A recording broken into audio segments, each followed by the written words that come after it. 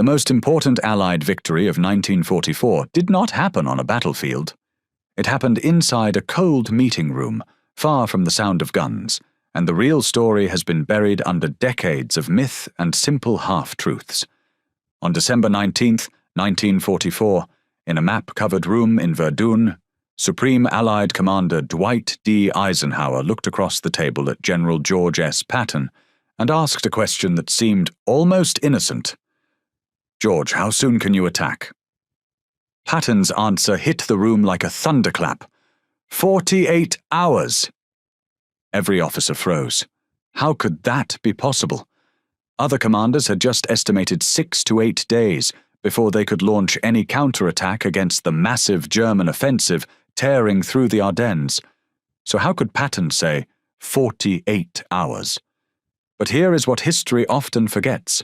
Eisenhower was not just surprised, he was not only skeptical. When Patton calmly revealed that the orders were already written, that he had prepared 3 full operational plans weeks earlier for exactly this crisis, Eisenhower would later say that Patton's movement was one of the most brilliant operations of the war. Yet at that moment, he mainly realized that Patton had planned far more carefully than anyone else. Years later, Eisenhower would call Patton's maneuver the most brilliant operation of the war. But on that morning in Verdun, his reaction was far more complex. First came doubt. "George, this is serious." Then calculation as Patton explained his secret preparations, and finally the order that carried the weight of the whole Western Front. Give Patton everything he needs. To understand what Eisenhower truly felt, and why this moment mattered so much, we need to go back 3 weeks earlier, when the Ardennes was quiet, almost asleep, and only one general refused to believe it would stay that way. In early December, Patton called his senior staff and told them to prepare 3 contingency plans, even though most officers did not think they would be used soon. 6 months had passed since the breakout from Normandy, and American and British forces had liberated France, pushed through Belgium, and now held a front of nearly 400 miles. The men were exhausted, but the line seemed stable, and stability often feels like the first step toward victory. Intelligence reports reaching Eisenhower's headquarters suggested Germany was close to collapse. The Wehrmacht had been battered since June, fuel was short, manpower was thin, and morale appeared to be breaking. Every assessment pointed to the same idea. Most intelligence reports said Germany was unlikely to launch a major attack, although a few officers still warned that the enemy might try something unexpected. Allied commanders expected a harsh winter and slow progress, but they believed a spring offensive into the Ruhr would break Germany's ability to continue the war. It all made perfect sense, which in war can be the most dangerous belief of all. The Ardennes, with its dense forests and deep valleys, was considered one of the quietest sectors on the Allied line. Thick woods, narrow roads, and difficult terrain made large operations seem unlikely, and American commanders used a front of roughly 80 to 90 miles as a rest area. 4 divisions covered ground that normally required much more manpower. Some units were green, others recovering from earlier battles.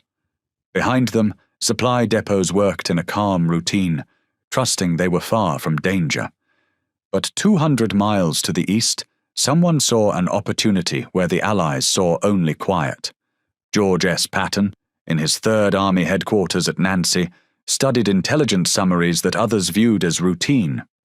His army was preparing for an offensive toward the Saar, but something about the reports from the Ardennes continued to bother him.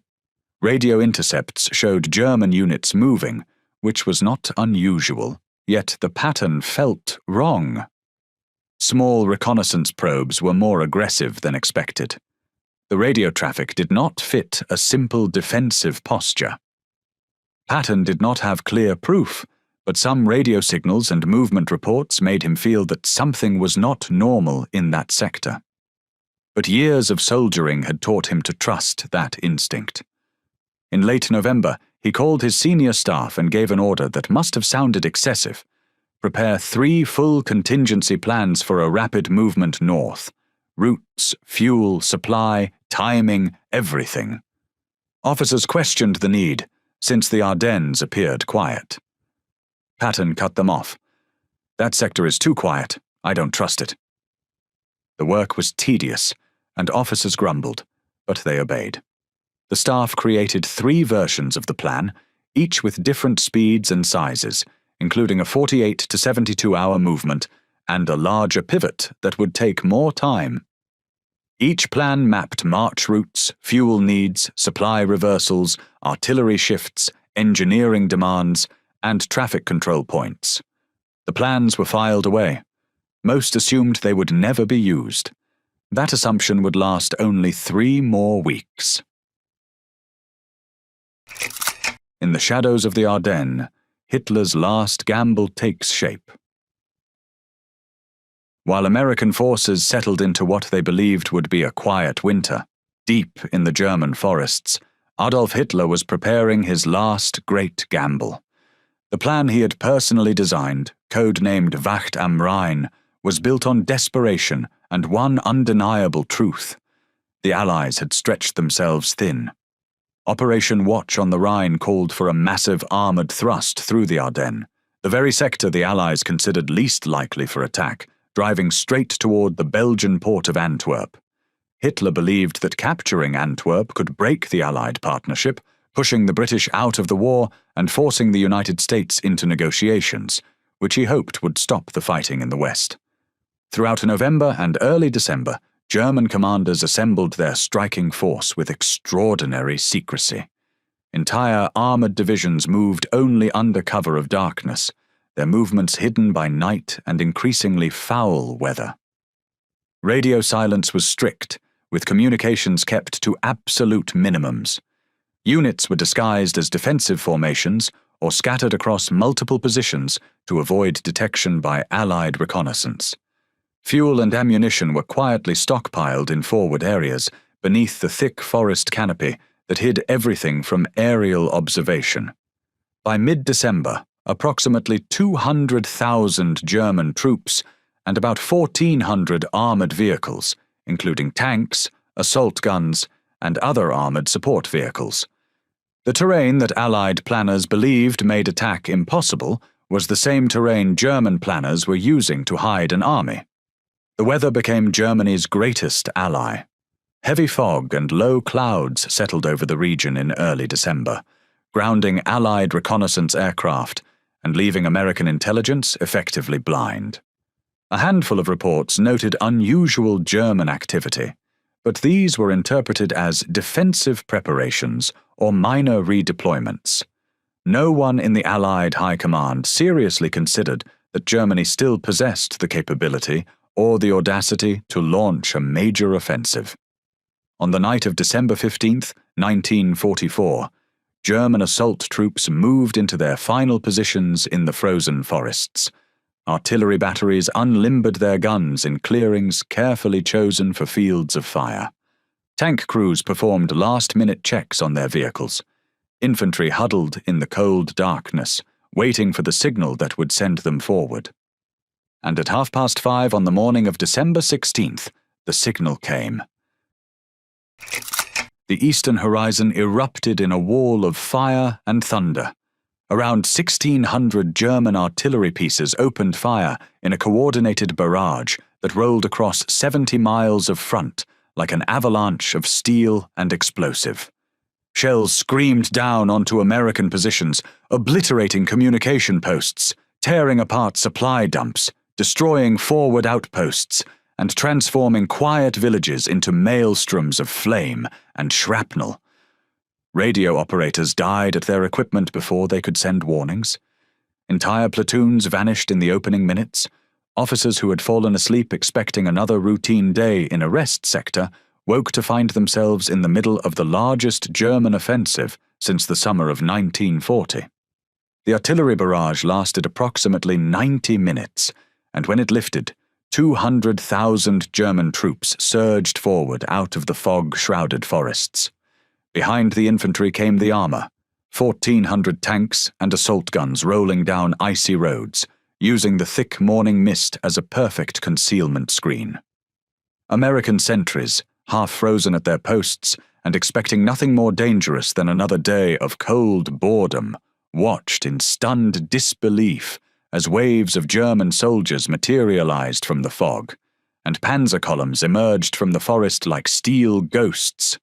The weight of the attack fell on 8th Corps, held mostly by 4 American divisions, along with several smaller supporting units. Many of these units were either inexperienced formations fresh from the States or battle-worn divisions sent here precisely because the Ardennes was supposed to be safe. When the German hammer fell, defensive positions buckled and then collapsed with terrifying speed. Companies retreated in disorder, roads filled with vehicles trying to escape the onslaught, with abandoned equipment, with wounded men stumbling through knee-deep snow. Communication networks broke down almost immediately. Field commanders received fragmentary, often contradictory reports, some describing minor probing attacks, others screaming about complete collapse. Weather conditions made any kind of aerial reconnaissance impossible. Allied aircraft remained grounded by fog, sleet, and freezing temperatures that made even starting engines a challenge.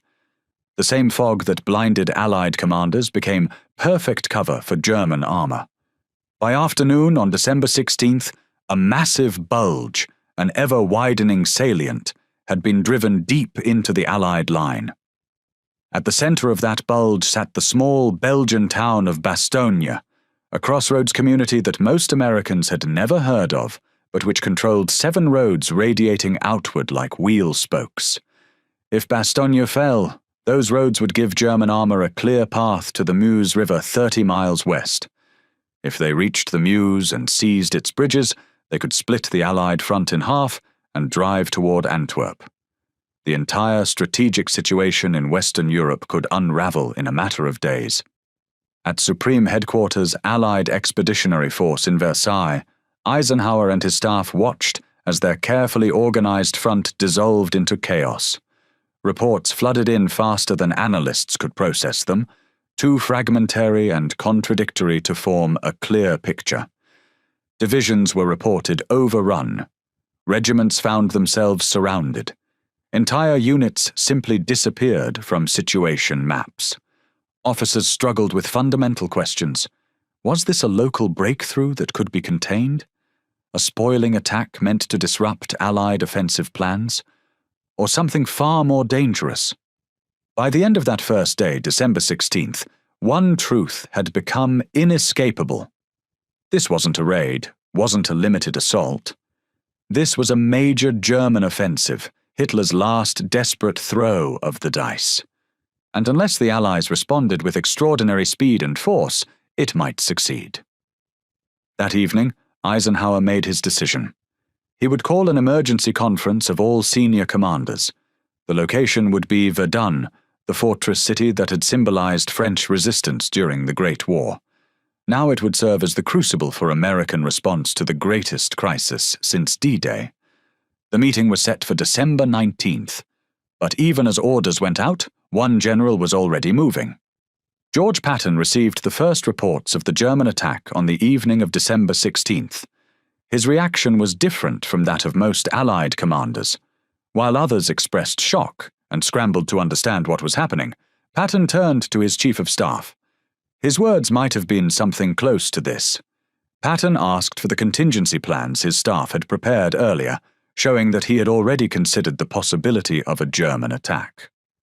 The staff officer who had complained about wasted effort preparing plans for an impossible scenario now understood. Patton hadn't been chasing shadows. He had been seeing clearly when everyone else was blind. Generals arrived at Verdun on December 19th through freezing winds and snow-choked roads. Inside the command building, the atmosphere carried the weight of crisis. Maps showed German spearheads driving deeper by the hour. Crossroads were falling, and grounded aircraft meant the Allies had lost their greatest advantage. Across the Ardennes, American units fought isolated battles, often unsure what waited beyond the next ridge. Eisenhower opened the meeting with sharp clarity. Eisenhower opened the meeting with the words recorded in the official notes, saying that the situation should be seen as an opportunity and not a disaster, and he asked everyone to stay calm so they could focus on the counterattack. He asked commanders how quickly they could mount a counterattack. The answers were uniformly grim. Bradley's staff said that preparing a counterattack would take several days, possibly close to a full week, because the roads were jammed and the supply lines were not ready. Others gave similar timelines. Roads were sheets of ice, traffic snarled for miles, and supply lines were tangled in ways that could not be reversed overnight. A meaningful response, they warned, was at least a week away. In that time, Bastogne could fall, and the Germans might reach the Meuse. Eisenhower's eyes moved to the one man who had remained silent. Patton stood still, studying the maps as if he already understood the answer. "George," Eisenhower said, "how soon can you attack?" Patton replied without hesitation, "I can attack with 3 divisions in 48 hours." The room froze. Everyone knew such a pivot required rewriting every supply route, turning an entire field army 90 degrees in winter conditions, and doing so while already engaged in combat. Eisenhower pressed him for a real estimate. Patton did not blink. 48 hours is the estimate." He then revealed why. In early December, he had told his staff to prepare contingency plans in case the Third Army needed to turn north. The contingency plans offered several possible movements with different speeds and sizes, giving Patton the flexibility to shift his forces quickly when the situation changed. The routes, fuel, supply arrangements, and command structures were already prepared. While others had dismissed the Ardennes as quiet, Patton had sensed danger and acted. The implications settled across the room. If Patton's plans were real, 48 hours might be possible, and might be the only chance to save Bastogne. Eisenhower issued the decision with absolute clarity. Eisenhower ordered that Patton should receive priority in fuel, roads, and traffic control so he could begin the counterattack at once. He was not permitting an attempt. He was ordering an accomplishment. As the meeting dissolved into urgent movement, Patton stepped into the freezing wind and into his staff car. Before the door closed, he was giving orders. "Get the staff ready. We're turning the entire army north." The race for Bastogne had begun. That night, Third Army headquarters at Nancy transformed into controlled chaos that participants later described in war diaries with words like electric and unbelievable. Maps were yanked from walls and replaced with new ones showing northern routes. Telephones rang continuously. Officers sprinted between rooms carrying updated orders, revised timetables, redrawn movement schedules. It resembled less a headquarters and more a living organism that had been shocked into frantic motion. This was the moment when Patton's impossible promise began transforming into action, and the transformation was possible only because the groundwork had already been laid. Officers pulled out the contingency plans prepared weeks earlier, the plans many had dismissed as wasted effort, and began converting theory into reality. The scale of what was about to happen was unprecedented. More than 133,000 vehicles had to be redirected, making the maneuver one of the largest movements of equipment in the war. A total of more than 133,000 vehicles, including tanks and trucks, had to be rerouted in a very short time. The entire Third Army would execute this maneuver across hundreds of miles of French and Luxembourg countryside, in winter, under pressure, while preparing to engage a fully mobilized enemy force. Within hours after the Verdun conference ended, the first movements began. Entire columns of tanks and support vehicles were redirected. Units that had been preparing for the Saar offensive suddenly received new orders: break camp immediately and move north. In freezing temperatures, through narrow French roads already jammed with refugee traffic and retreating elements, the Third Army began its extraordinary pivot. Military police units deployed to every major intersection, directing traffic day and night. Fuel trucks raced ahead to establish forward supply dumps along the new axis of advance. Artillery regiments began calculating firing data for positions they hadn't expected to occupy. Engineering battalions prepared to clear roads, construct makeshift bridges, and recover vehicles from ice and snow. Everything Patton had quietly planned in late November was now happening in real time. But knowing what needed to be done and actually doing it under winter combat conditions were vastly different challenges. Patton moved through his headquarters like a storm given human form, demanding constant updates. Which units were moving? Which roads were blocked? Which fuel dumps were operational? Which formations would arrive at the front first? According to multiple accounts, he seemed almost energized by the immensity of the task, as if this crisis was precisely the challenge he had been waiting for his entire military career. By the night of December 19th, while most Allied commanders were still processing the scale of the crisis, the Third Army was already in motion. Not perfectly, not completely, but moving with a determination that came from knowing the orders were solid and the planning was sound. The winter roads became a battlefield of their own. Winter in the Ardennes during December 1944 wasn't merely cold. It was punishing in ways that tested human endurance. Temperatures plunged below 0 Fahrenheit. Engines refused to start even after hours of coaxing. Oil thickened to the consistency of molasses. Tank tracks froze to the ground overnight. Men marched through snow that sometimes reached their knees, their boots so stiff from ice that each step felt like walking in wooden blocks, their breath turning to white clouds that froze on their collars and scarves.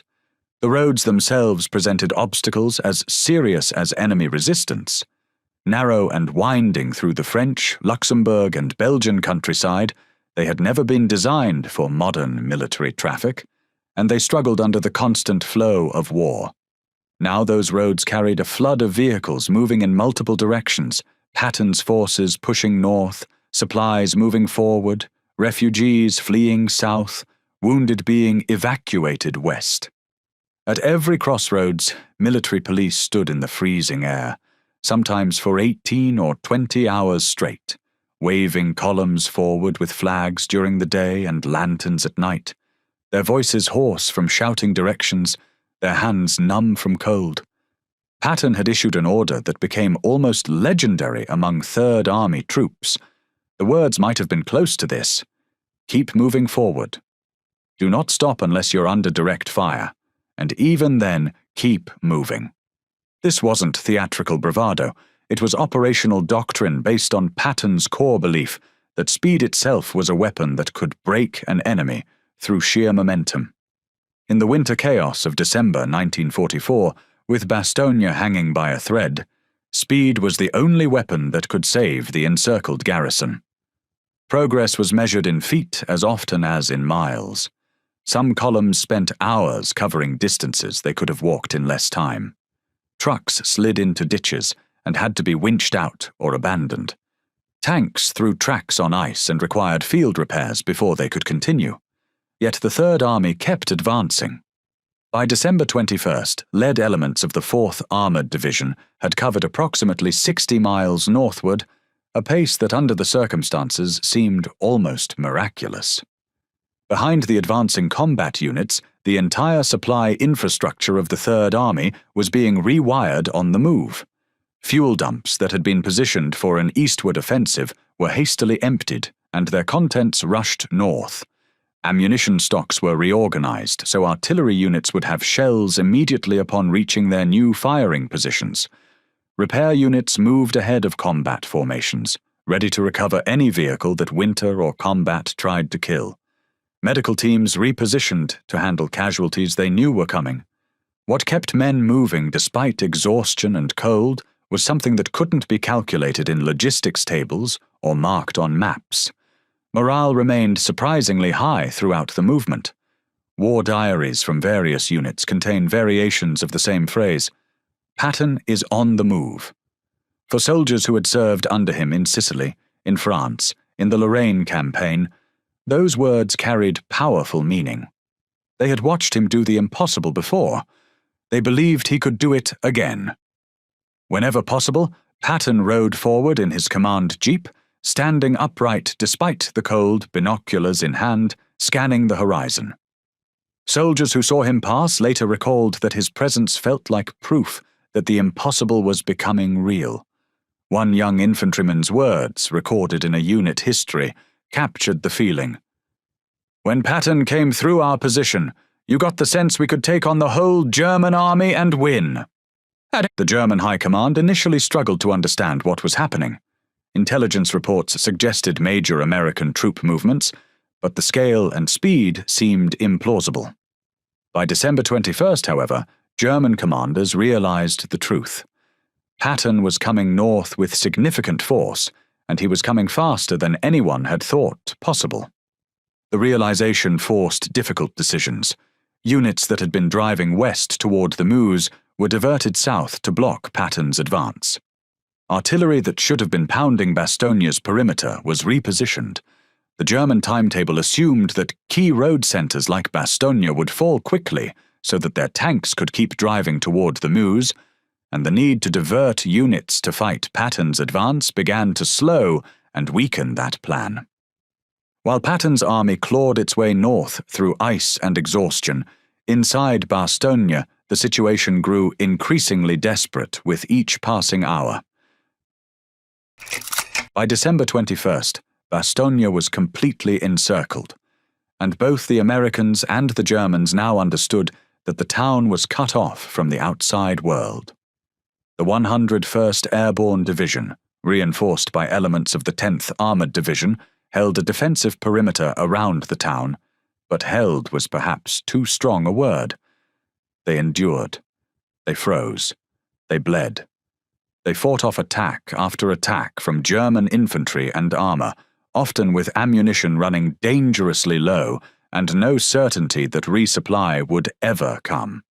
German artillery hammered the perimeter relentlessly, day and night, pausing only when their own troops prepared to assault. Supplies inside the pocket dwindled hour by hour. By late December 22 and into December 23, many of the defenders were already living on reduced rations, and medical supplies were being stretched and shared with great care. Medical supplies were being rationed with painful care. Morphine ran short, bandages were washed and reused. The wounded lay in frigid basement aid stations, their breath condensing above them, their chances of survival decreasing as infections set in and proper treatment became impossible. Temperatures remained below freezing. Men held positions in foxholes that were more ice than earth, wrapped in every piece of clothing they could scavenge, stamping their feet constantly to maintain circulation, knowing that frostbite could cripple as surely as German bullets. The Germans understood how important Bastogne was. The town sat on a tight knot of roads that could greatly help their offensive, and if they captured its road network, their drive toward the Meuse would be easier and faster. If they failed to take it, if relief reached the defenders, the offensive would begin to unravel. That's why they pounded the perimeter without pause and why they kept launching attacks despite mounting casualties. On December 22nd, German officers approached American lines under a white flag, carrying a formal surrender demand. The message reached Brigadier General Anthony McAuliffe, acting commander of the 101st Airborne.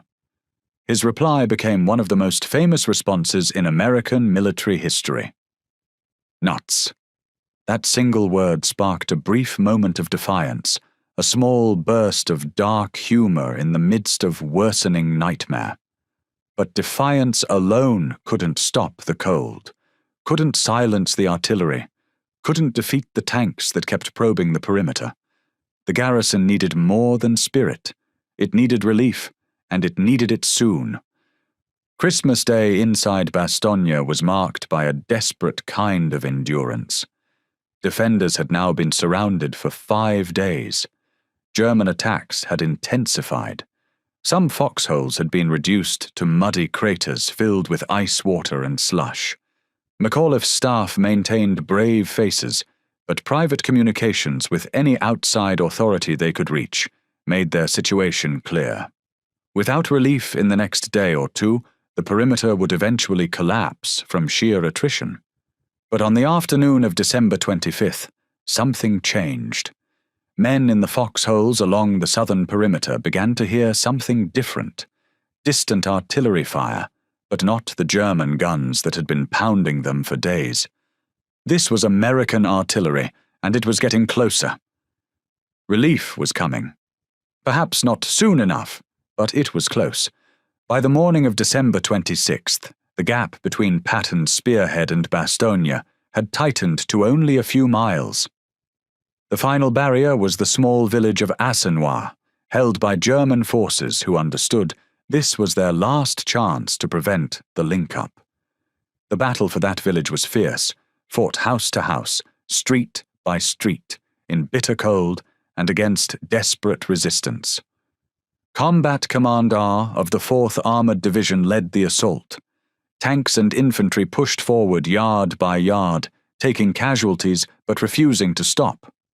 German machine guns and anti-tank weapons fought from prepared positions. Every building became a small fortress.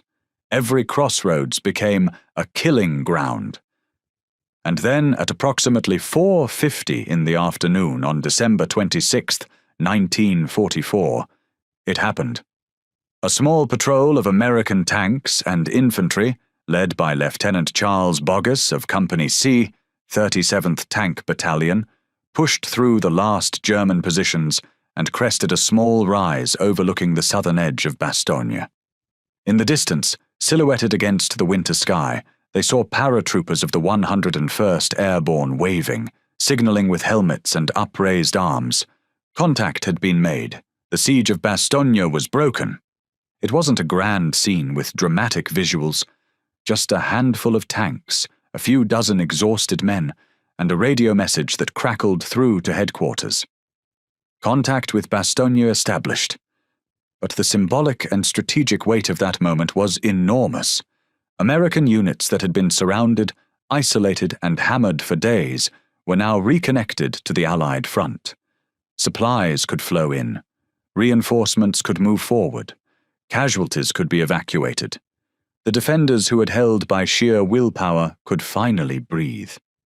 When news of the link-up reached Patton, his reaction was calm and brief. He told his staff that they had done their duty and that every man had been expected to do his best. But breaking the encirclement wasn't the end of the battle. Germans still held high ground around Bastogne.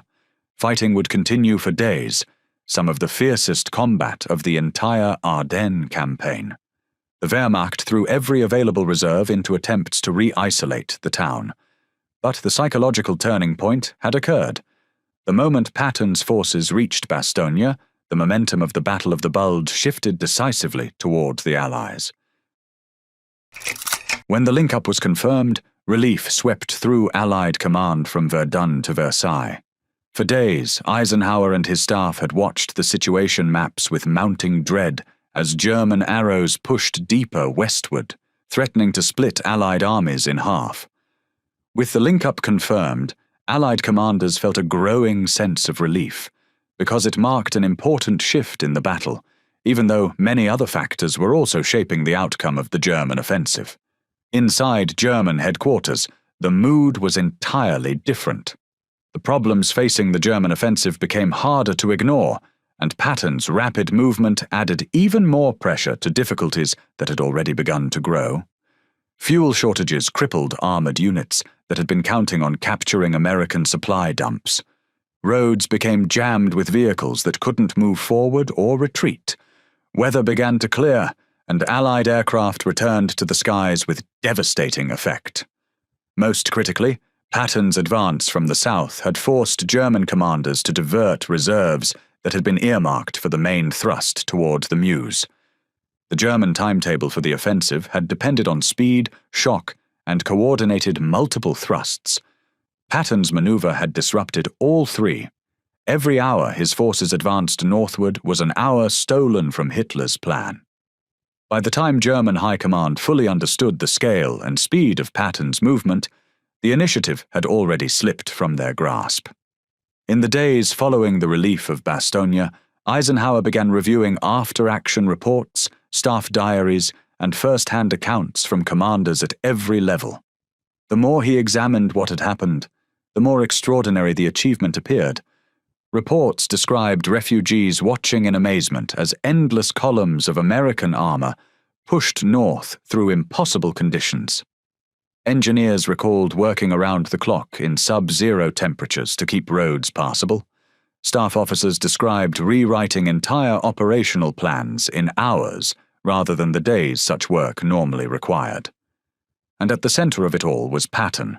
Patton pushed his staff for constant updates and regularly checked the progress of units as they advanced north. Eisenhower was not a man given to dramatic praise.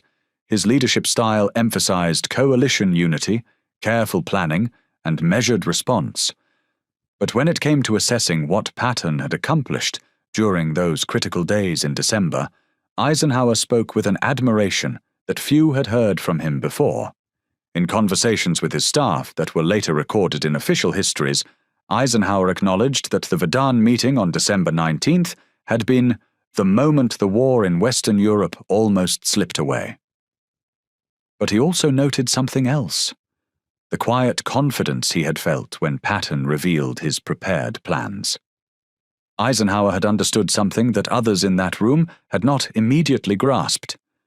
Patton's unique combination of intuition, preparation, and aggressive leadership made the 48-hour timeline not just possible, but the only option that could save the situation. The official assessment Eisenhower delivered to his senior commanders after the Bastogne relief was recorded in multiple sources and has become part of military history. "Patton's maneuver was a masterpiece," he told them. "It altered the course of the battle and perhaps the war." For a commander who rarely used superlatives, who weighed every word carefully in the political minefield of coalition warfare, this represented extraordinary praise.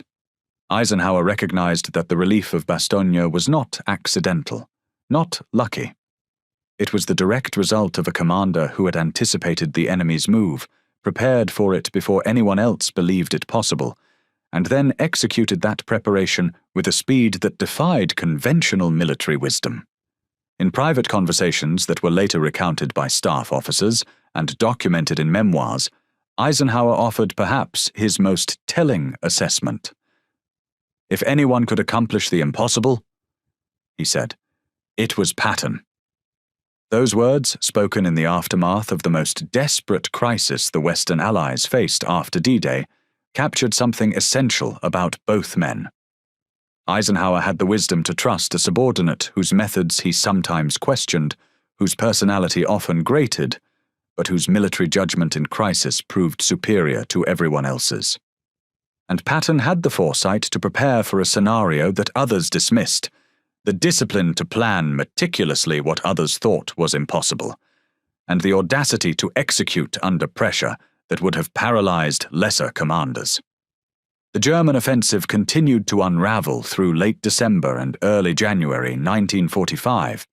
Allied forces launched coordinated counterattacks from multiple directions, squeezing the bulge like a closing fist. German armored divisions, unable to refuel, were abandoned or destroyed. The Ardennes forests became graveyards for hundreds of tanks and thousands of vehicles. German casualties mounted catastrophically, while their last strategic reserves vanished. By early January, the lines had been restored and then pushed forward beyond their original positions. What Hitler had envisioned as a decisive counterstroke that would force the Allies to negotiate had become a strategic failure that severely weakened Germany and left it unable to regain the strength it needed for the rest of the war.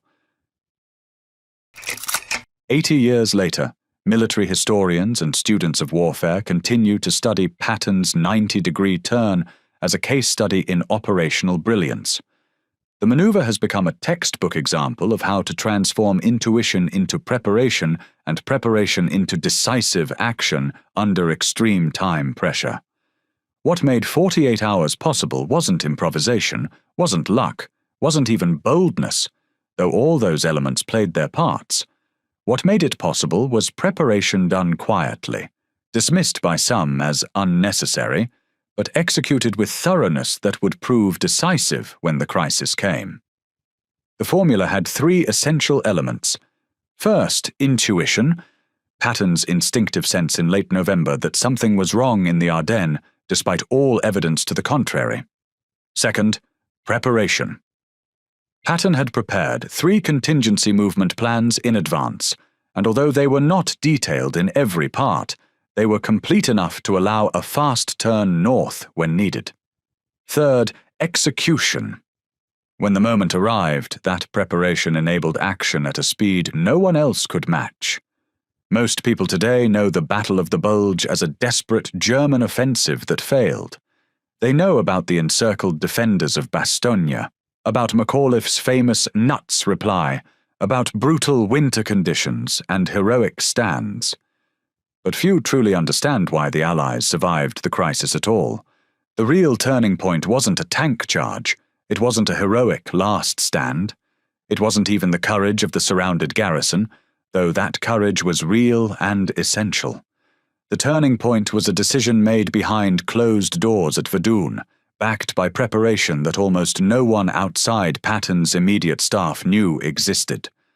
When other commanders estimated 6 to 8 days, they weren't being incompetent or overly cautious.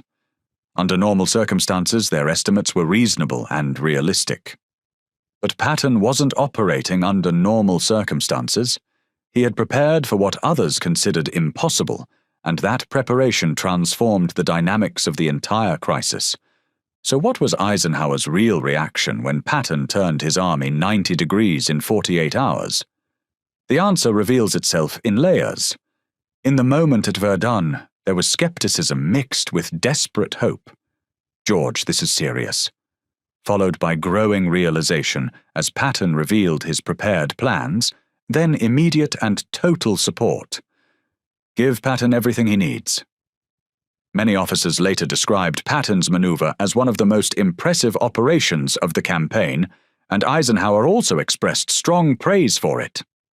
And in the years that followed, there was an understanding that one man's refusal to accept the impossible, one man's insistence on preparing for what others dismissed, had saved the Western Front from potential collapse. According to memoirs and recollections, Eisenhower often expressed the belief that Patton was a commander capable of extraordinary results. That remains the legacy of the 90-degree turn, a maneuver born not of luck, but of foresight, discipline, and leadership of the rarest kind. A preparation that changed the outcome of the Battle of the Bulge, and perhaps, as Eisenhower himself suggested, the entire course of the war in Western Europe. The lesson has been studied in military academies ever since. Success in crisis doesn't come from improvisation alone. It comes from leaders who see dangers others miss, who prepare when preparation seems unnecessary, and who act decisively when the moment arrives. On December 19, 1944, in a cold room in Verdun, Dwight Eisenhower witnessed that kind of leadership firsthand. His reaction, skepticism giving way to trust, trust giving way to action, action giving way to victory, tells us everything we need to know about why preparation matters more than improvisation, why intuition backed by planning trumps confidence without groundwork, and why the most important victories sometimes happen not on battlefields, but in the decisions made before the fighting even begins. If you found this story fascinating, there's so much more to discover about the real heroes and hidden moments that changed World War II. Subscribe to our channel for more deep dives into the untold stories of courage, strategy, and leadership that shaped history. Hit that subscribe button and the notification bell so you never miss another story about the men and women who made the impossible possible. Thanks for watching, and we'll see you in the next one.